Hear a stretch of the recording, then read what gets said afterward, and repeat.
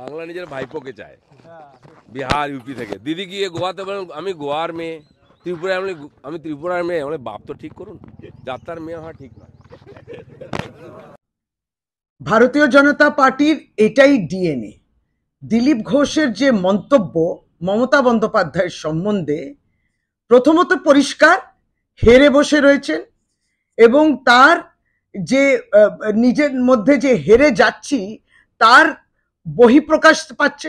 কিন্তু আপনাকে কে অধিকার দিয়েছে এরকম নারীকে অপমান করা?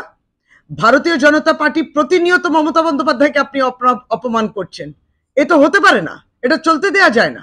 আপনার কোনো অধিকার নেই, আপনি এক্ষুনি ক্ষমা চান। জানি না এটা ক্ষমাযোগ্য কিনা, বাংলার মানুষ আপনাকে ক্ষমা করবে না। প্রতিনিয়ত বিজেপি এই নারীর অবজ্ঞা করা, নারীর সম্মানকে একবার তল্লানিতে গিয়ে দাঁড় করানো, এটাই হচ্ছে বিজেপির ক্যারেক্টার। এটাকে চিনিয়ে নিতে হবে বাংলার মানুষ। সামনে লোকসভা নির্বাচন, একবারই যেটাকে বলা যায় দিলীপ ঘোষকে কোনো ভোট দেবেন না কেউ, কারণ এরা নারীর শক্তি কিংবা নারীরকে দুর্বল করার জন্য প্রতিনিয়ত এই চেষ্টা করে তারা।